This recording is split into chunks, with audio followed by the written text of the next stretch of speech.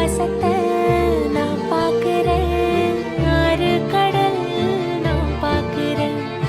ஆகாசத்தை நான் பார்க்கிறேன், ஆறு கடல் நான் பார்க்கிறேன். கண்ணால எதையோ காணாத இவதா கண்ணீரை பார்த்தேனே. இனி என்னோட அழக பொன்னான உலக உன்னால பார்ப்பேனே.